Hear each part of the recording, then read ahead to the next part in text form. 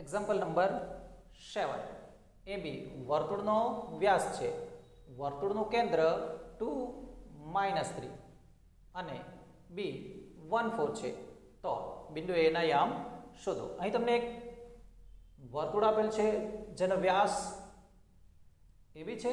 Okay, C આ રીતે તમને એક વર્તુળ આપેલ છે. ઓકે, વ્યાસ આપણે A B લઈશું. ઓકે, દેન વર્તુળનું કેન્દ્ર સી મધ્યમાં હશે. ઓકે, જે કેટલું આપેલ છે 2 -3 આપેલ છે. દેન એક અંત્યબિંદુ 1 4. ઓકે, દેન એના યામ તમારે શોધવાના છે. x1 y1 લઈશું. ઓકે, સિમ્પલ વાત છે. કેન્દ્ર જે છે એ વ્યાસ જે છે એનું શું કહેવાય? મધ્યબિંદુ કહેવાય. સો મધ્યબિંદુના યામ તમને ખબર છે, એક અંત્યબિંદુ ખબર છે, દેન બીજો અંત્યબિંદુ તમે મેળવી શકો. ઓકે, સો O ના યામ બરાબર 2 3 આપેલ જ છે. O ના યામ 2 -3 is equal to x1 plus x2 by 2 and y1 plus 4 by 2, x1 plus x2 by 2, y1 plus y2 by 2. Okay, C હવે તમને મધ્યબિંદુ આપી દીધેલ છે. સો કમ્પેરિઝન કરશું પહેલા ને પહેલા સાથે. So 2 is equal to x1 plus 1 by 2 અને -3 is equal to -3 is equal to y1 plus 4 by 2 થશે. ઓકે, દેન બે ને આપણે ક્રોસ ગુણાકારમાં આપીશું, 4 થઈ જશે. સો x1 plus 1 then 4 minus 1 is equal to x1. So x1 is equal to 4 minus 1 then 3 મળશે. સેમ 3 2 6 પરંતુ કેવા થશે? ઓછા 6 થશે. is equal to y1 plus 6 then -6 minus 4 is equal to y1 then y1 is equal to -6 minus 4 minus 10. okay, so એના યામ આપણે 3 -10 લઈશું ઓર છે. ઓકે, દેન નેક્સ્ટ એક્ઝામ્પલ જોઈશું. A -2 2 and B 2 8 ને જોડતા રેખાખંડનું 4 સમાન ભાગમાં વિભાજન કરતા બિંદુઓના યામ શોધો. સી એક રેખાખંડ તમને આપેલ છે, AB નામ લઈશું. A ના યામ છે -2 2 and B ના યામ છે 2 8. હવે આ જે રેખાખંડ છે એના 4 સરખા ભાગ કરે. C 1 2 3 and 4. P Q અને R લઈશું. 4 સરખા ભાગ કરે એવા બિંદુઓ P Q અને R લઈશું. સી P Q અને R એ AB ના 4 સરખા ભાગ કરતા બિંદુઓ છે. હવે એક ભાગ છે, આ બે ભાગ થશે. ઓકે, એ જ રીતે આ પણ બે થશે. સો અહીં તમે ધ્યાનથી ઓબ્ઝર્વેશન કરો. દેન Q જે છે એ A અને B નું શું થશે? મધ્ય બિંદુ થશે. સિમ્પલ છે. અહીં Q A AB નું મધ્ય બિંદુ છે ઓર થાય. દેન Q ના યામ બરાબર x1 x2 C -2 +2 by 2. y યામ માટે 2 + 8 બાય 2. દેન 0 બાય 2 0 થઈ જશે. Okay, then 10 by 2. So 0 and 5. So here 0 and 5 answer મળે છે. ઓકે, હવે આ P જે છે એ AQ નું મધ્યબિંદુ થશે. ઓકે, સો P એ AQ નું મધ્યબિંદુ છે માટે P ના યામ બરાબર x1 x2 પ્રમાણે -2 + 0/2 and 2 5 2 + 5/2 then -2/2 and here 7/2. okay, then -1 and 7/2 મળશે. ઓકે, હવે એ જ રીતે બિંદુ R જે છે એના યામ મેળવવા હોય then QB નું મધ્યબિંદુ થશે C. R એ QB નું મધ્યબિંદુ છે. therefore R ના યામ x1 x2 પ્રમાણે 0 + 2/2 and 5 + 8 5 + 8/2 પ્રમાણે 2/2 and here 13/2. so 1 and 13/2. Simple જ છે. Okay, example number 10. સમબાજુ ચતુષ્કોણના ક્રમિક શિરોબિંદુઓ 3 0 4 5 -1 4 and -2 -1 હોય તો તેનું ક્ષેત્રફળ શોધો. સી, અહીં તમને એક સમબાજુ ચતુષ્કોણ આપેલ છે. સી, ચારે ચાર બાજુઓ કેવી હશે? સરખી હોય.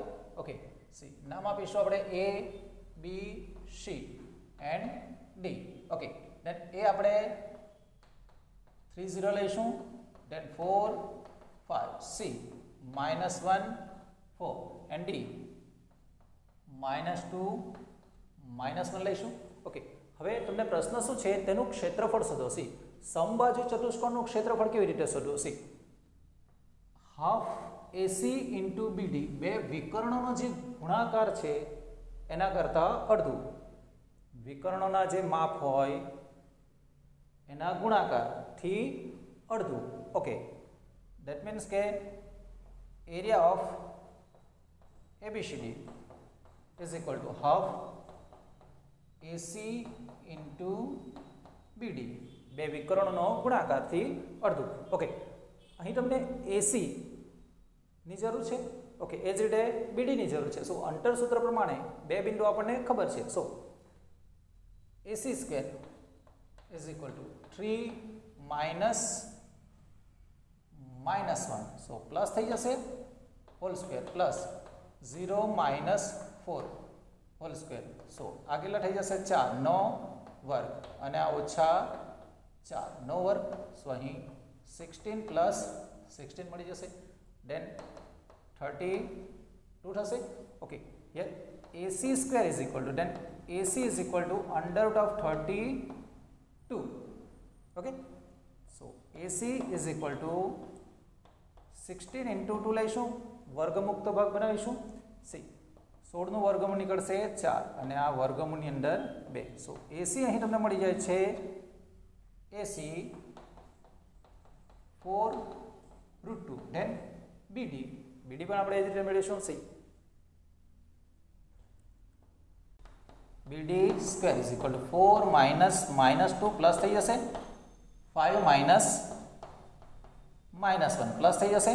ઓકે, સો 6² 36 થઈ જશે પ્લસ 36 5 1 6 9 વર્ગ 36 × 2 72 થઈ જશે અને BD² then BD is equal to √72.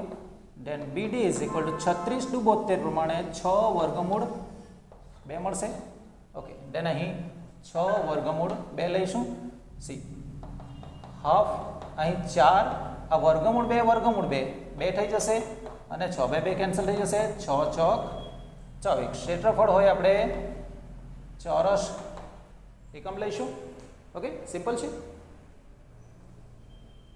અહીં જો A અને B અનુક્રમે -2 -2 2 -4 હોય તથા AP is equal to 3/7 AB હોય અને બિંદુ P રેખાખંડ AB પર આવેલ હોય then પીના યામ શોધો. અહીં તમને એક રેખાખંડ આપેલ છે એ અને બી, એના પર પી બિંદુ આવેલ છે. ઓકે, એ એવી રીતે આવેલ છે કે જેથી એપી 3/7 ઘણું થાય કોના કરતા, એબી કરતા. ઓકે, સો એના યામ આપણે અહીં -2 લઈશું, બી 2 -4 લઈશું. પી બિંદુનું સ્થાન માની લો કે અહીં તમને આપેલ છે, પરંતુ ગુણોત્તર કયો છે, સી m1 m2 એ આપણને નથી ખબર. એના માટે આપણે તમને આપેલ જે વિગત છે AP = 3/7 AB નો ઉપયોગ કરીશું. સિમ્પલ છે, AP / AB = 3/7. ઓકે, જો આ સ્ટેટમેન્ટ તમને આ રીતે આપવામાં આવે, AP જેમ AB = 3:7, then AP = 3x અને AB = 7x લઈ શકાય. ઓકે, હવે શું કરીશું, સમરેખ બિંદુઓની વ્યાખ્યા પ્રમાણે A dash P dash B છે. સો A ટુ B, બે બિંદુઓ A અને B વચ્ચેનું અંતર A થી P અને P થી B જેટલું થશે. AP પ્લસ PB થશે. સી AB તમને આપેલ છે 7x, AP 3x છે, PB તમને મળી જશે 7x - 3x = PB, then PB = 4x થશે. હવે આપણને AP જેમ PB ની જરૂર છે. ઓકે, સો AP છેદમાં PB લઈશું. AP 3x છે, PB તમે મેળવ્યું છે, x કેન્સલ થઈ જશે, then 3/4 મળી જશે. ઓકે, સો AP જેમ PB બરાબર 3/4 લઈ શકો. સો 3/4 m1 જેમ m2 તમને મળી જાય છે. ઓકે, દેન બિંદુ P ના યામ શોધવા હોય તો P ના યામ xy = m1 x2 plus m2 x1 by m1 plus m2, y માટે m1 y2 plus by m plus n લઈ શકો. ઓકે, હવે m1 3 છે x2 સાથે. સો 3 × 2 plus 4 - 2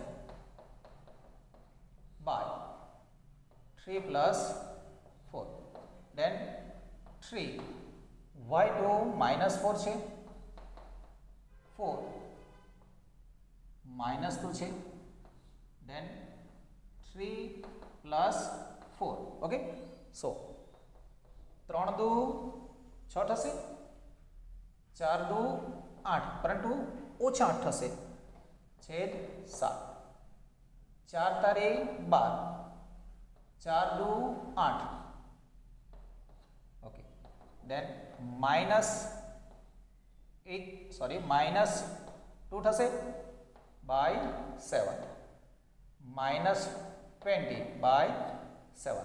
સો વિભાજન કરતો બિંદુ P ના યામ -2/7 and -20/7 થશે. ઓકે, તમને ગુણોત્તર ન આપેલ હોય પરંતુ એનું પ્રમાણ એકબીજા સાથેનો સંબંધ આપેલ હોય, તેને આ રીતે ગુણોત્તર મેળવી આપણે જે જાણતા છે એ સૂત્ર પ્રમાણે કામ કરી શકો. ઓકે.